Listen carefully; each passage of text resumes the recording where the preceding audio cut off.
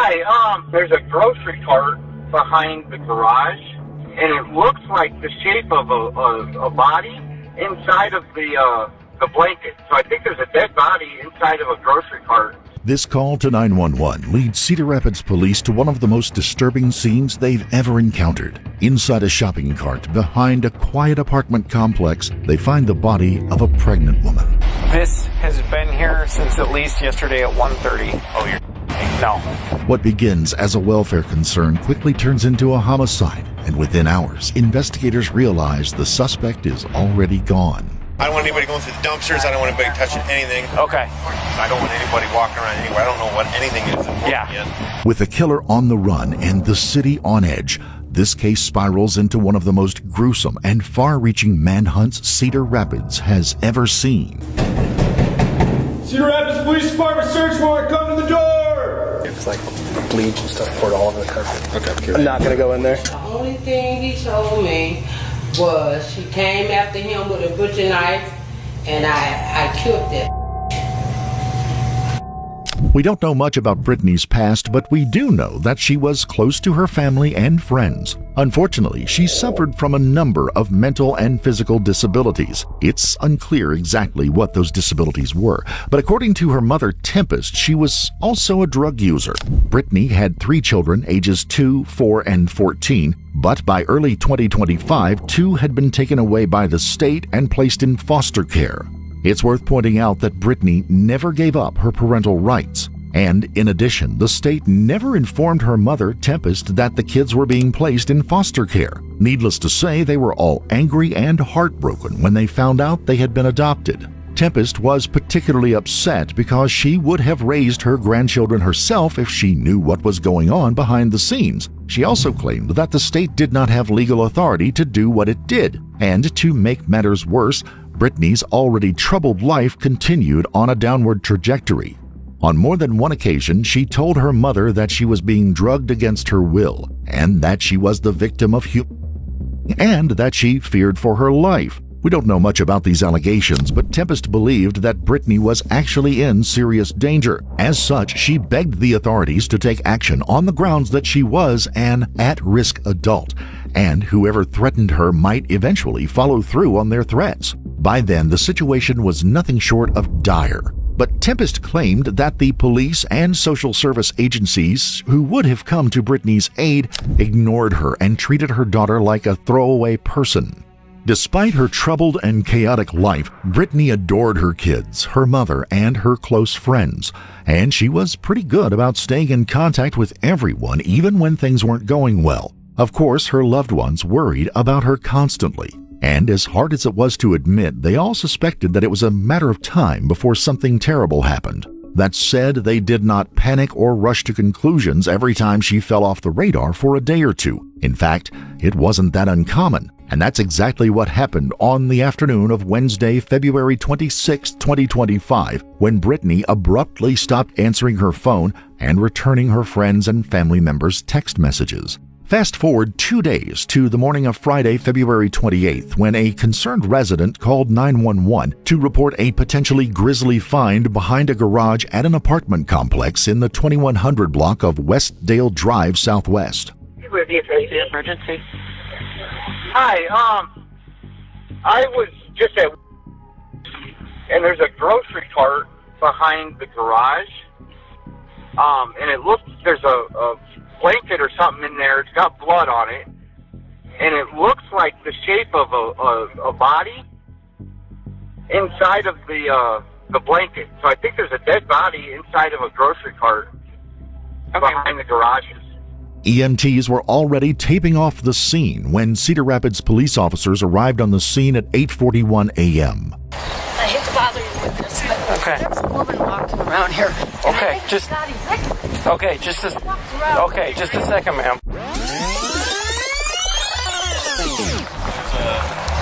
Very obvious body. Okay. Wrapped in blankets, bloody. Okay. Head's wrapped, legs are wrapped in this shopping cart. Okay. I'm just gonna put this around both garages for you. So this lady in the blue coat, the one that found it. Okay. She's worried, she knows who it is. Okay. She's not being cooperative as far as giving me information. Yeah. Moments later, they confirmed what the 911 caller had reported just a few minutes earlier. Greg, did you guys look in here? No, I didn't want to touch it. But She thinks it. She's super 1096, so let me just see what we got here. I touched it and it felt. All right. It feels like a body. Like it's hard. She's scared. Yeah, it does kind of look like it, doesn't it? But just with it being possibly. Yeah. Yeah. No. It's all good. It's all good. It's all good. Yeah, it does look like one, doesn't it? You want a knife or anything? I got a knife if you want to cut it. No, I don't want to cut it yet. Yeah. Get my share. Yep.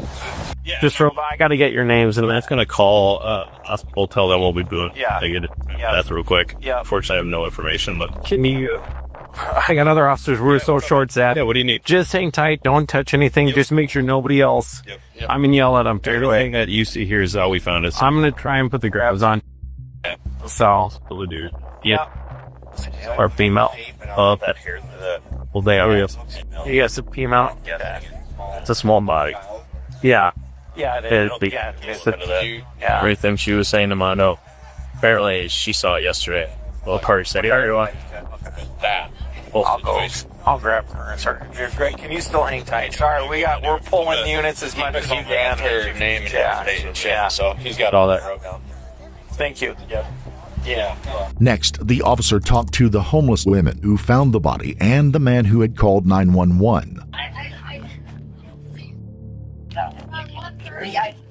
Did you find that shopping cart? Okay. Were you the one that called us? Yeah. Okay. What happened? I don't know. I just walked by the car and I started carrying my bags. So I Okay. took the trash out, I took the buggy. So I Okay. was taking the trash out, took the buggy, put my bags in there, right? And then I got all the trash out. Get the on top timeline of straight. it. Cover. It's too heavy. I'm like, oh, hell no, that must be a dead body or something. Okay. So were the garbage bags on top of it? Yes. All of it? So you pulled the garbage bags off? Okay, and then looked at the... Okay. I touched, so she told me, I came Okay. out. I'm the one that called the... Okay. And then I looked at it, grabbed the blanket, just kind of zipped it up. It felt heavy, Yeah. frozen, so I just left it. Okay. All right. I just came back, I didn't know if you needed me or... Yeah. Later, another resident said the shopping cart had been there since the previous afternoon. The reason I was flagging you down was because of... You confirmation. Can you put me on this call and I'm heading out? Yeah, go ahead. I'm listening. Oh. I'm listening. Sorry. That's right. That lady right there, Yeah. she got evicted, I think, and she's been walking around here. Yeah, she wasn't evicted. She's homeless. She normally She was over there with that old man. she normally mills around downtown, but yeah. Really? Yeah. Yeah. I don't like it. So did you say you saw that there? That cart was there because the only reason I was over here, because I put cat food out over there, Okay. which I probably shouldn't, but I Sure. do. But I Oh, do. underneath the... Yes, and the trees. See, there's Yeah. there, and there. I put it where the cart was. The cart was over in the trees more, and I thought, oh, this is in the way of cat food. Okay. My cat pants. Yeah. So I tried pulling it out. I couldn't because it was heavy and it was Okay. stuck in the mud. And that was yesterday? That was yesterday about 1:30. About... Yes. You know, I don't know if it was before that. I don't drive by here. I mean, I don't go Okay. over here until about 1:30. Okay. So it was about 1:30 yesterday. Did you notice it? Was that the first time you noticed it? Yes. But you know, I was over here the evening before, because I go over here twice a day, Yep. and like about 5 o'clock, the evening before yesterday, it wasn't there. So Okay. it had to be here yesterday. So it was not there It was not there from on. 5 o'clock. Yeah. So today's Friday. So last night at 5? Yeah, last night at 5 it was here. Oh, last night at 5 It was there. a day before it wasn't. Okay, gotcha. So like Wednesday, sometime yeah. after Wednesday at 5 p.m. Yes.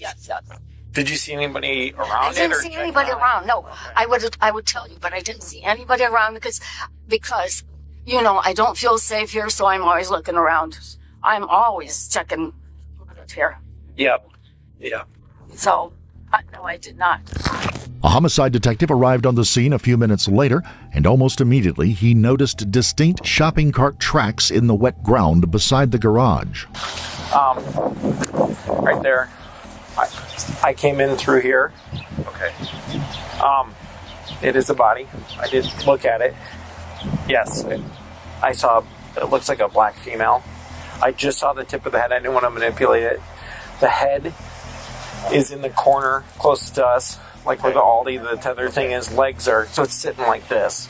Okay. It's tape wrapped. Okay. Yeah, I want this. How big do you want me to? Oh, I want that whole side of the building. I don't want him to go over there. I want this whole lot cleared out too. Yep. And then honestly, this one too. I don't want anybody walking around anywhere. I don't know what anything is. Yeah. This has been here since at least yesterday at 1:30. Oh, you're no. And those garbage bags were on top of it. Right here. You can see this right here. Oh yeah. Yep. So I want. Yep. I want all this. Yep. I don't want anybody. I don't want anybody going through the dumpsters. I don't want anybody touching anything. Okay. Once the area was secured, the body and the shopping cart were loaded into a police van and transported to the station to prevent any evidence from being lost, contaminated, or disturbed. Is this back on? Oh my God.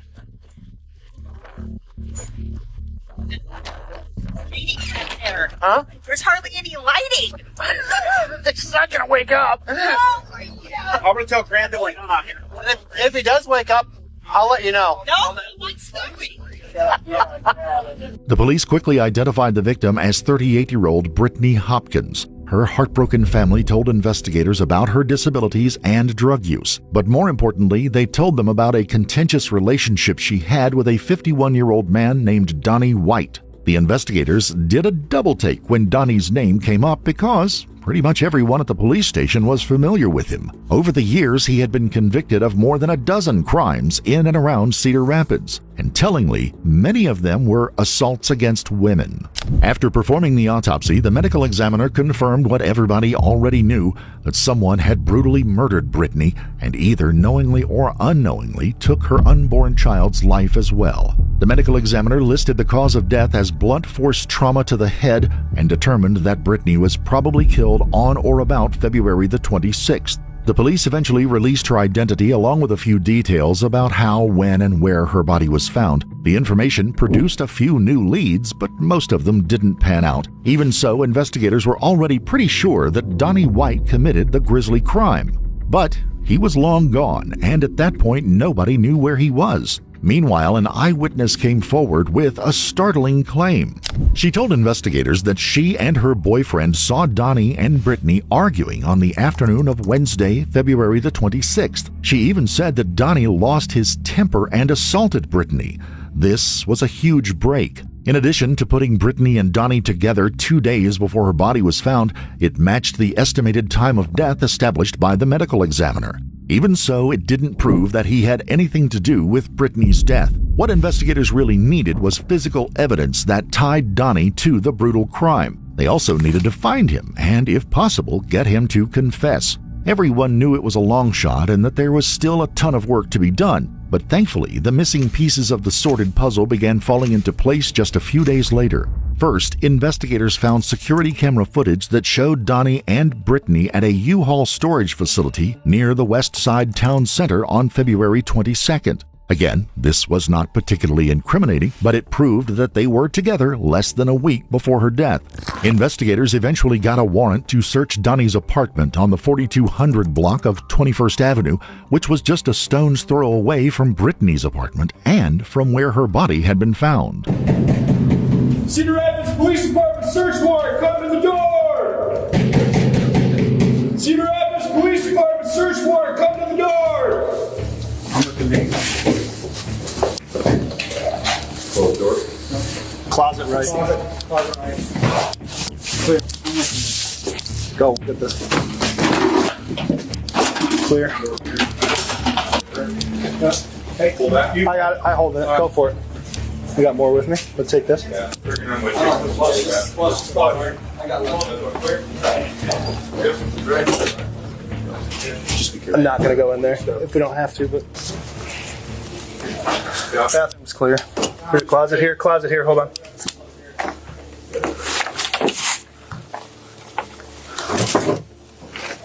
Looks clear. Clear in here. All right. Clear.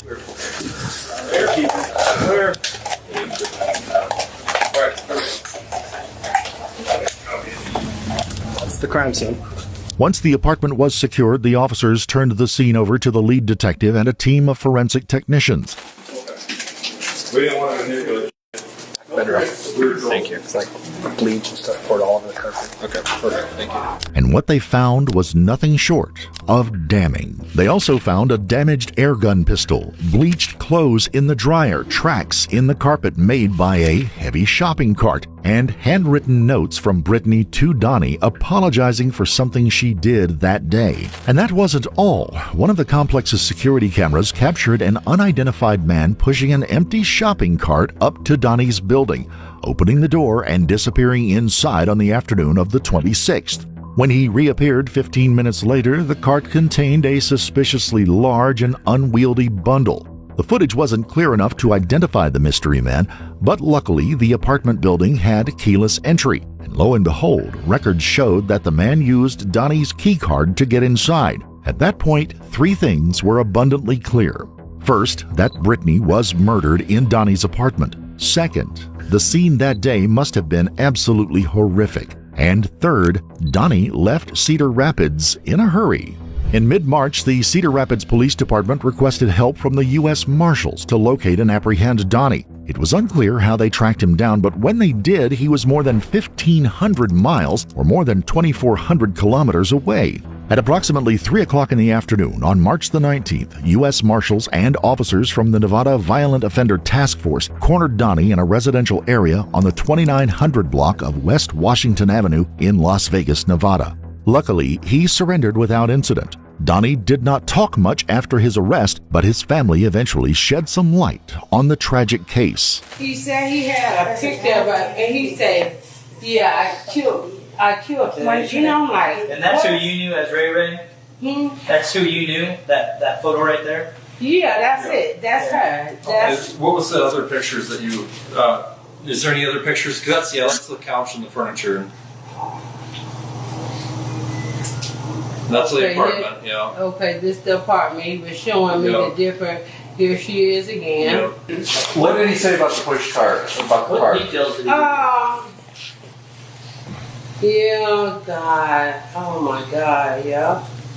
Yeah, he did. He said, I put her in a push cart and rolled her out of here. You know, and I'm like, oh, my God. And I wouldn't let him send me the picture, but he did send it to me.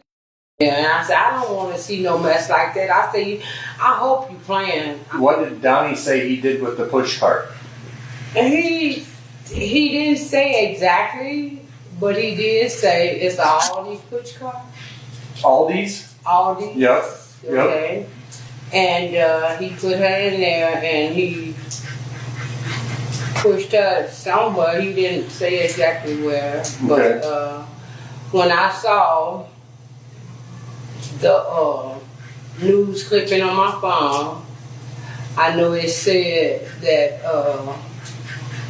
her body was found by an apartment building.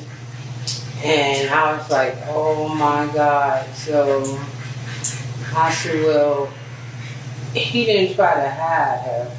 We haven't discussed none of that. The only thing he told me was she came after him with a butcher knife and I killed it.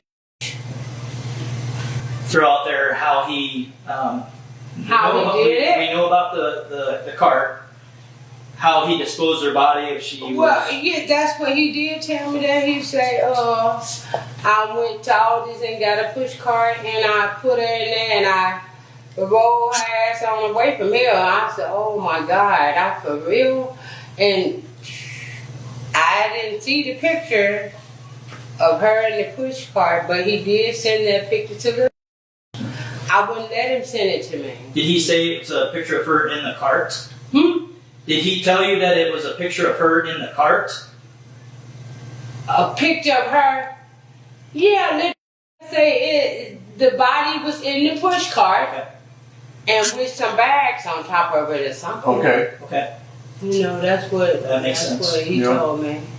You know, he said, yeah, and it is true. And I'm like, oh my God, no.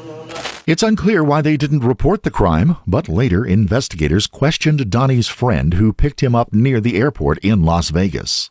So you picked him up March 9th, a few blocks away from the airport. And it sounds like maybe you took him somewhere right away to the hospital. Yeah, I took him to the hospital. He was having some type of episode. When I first got him in the car, I go back and pick up his bag because he told me his bag was around the corner, so I go pick up his bag. Then he says, I get him in the car.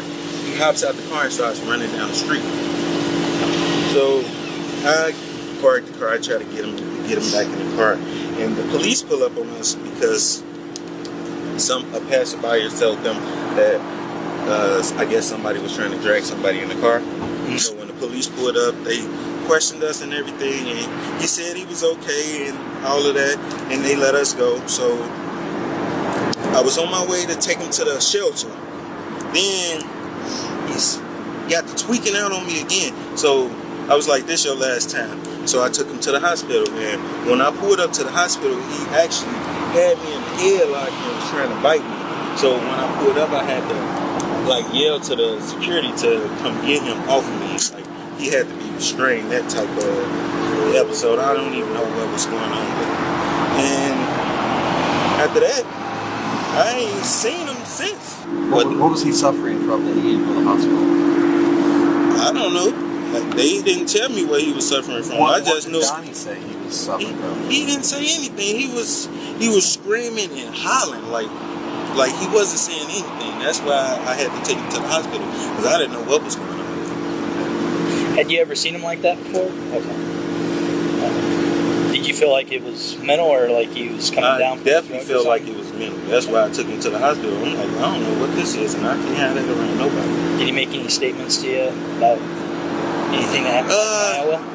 I did ask him because my aunt told me that it was a situation that had happened, and I asked him about it. I'm like, are you in some type of trouble? He said, I might be, but I know somebody did something, so I'm trying to get away.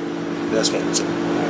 I just really hope he not the person who did it, but he got arrested for listen, I read it. He got arrested for a brutal murder. I read it. Donnie was eventually extradited to Cedar Rapids, where a judge ordered that he be held on a $2.5 million cash-only bail. Prosecutors charged him with first-degree murder and non-consensual termination of a pregnancy in the death of Brittany's unborn son. Donnie pleaded not guilty before his trial in December, but that June he pleaded guilty to a lesser charge of second-degree murder as well as non-consensual termination of a pregnancy. Even so, he always maintained that he did not know Brittany was pregnant. As part of the deal, he admitted to beating her with the butt of an air pistol gun that investigators had found in the apartment. But he also claimed that Brittany attacked him with a knife first. Whatever the case, Brittany's mother, Tempest, read a brief victim impact statement before the sentencing portion of the hearing. Brittany was bright, sensitive, and full of love for her children. She had a fierce personality and a goofy side, and she was deeply bonded to her family. She also lived with mental and physical disabilities that made her especially vulnerable. Her life mattered. Her unborn son's life mattered. She was not a throwaway person. She was my daughter. She was loved, and she deserved far better. In the end, the judge gave Donnie 50 years in state prison. He may eventually be eligible for parole, but only after serving at least 35 years. And by then, if he's still alive, he will be in his mid-80s. We would like to express our sincere condolences to the victim's family.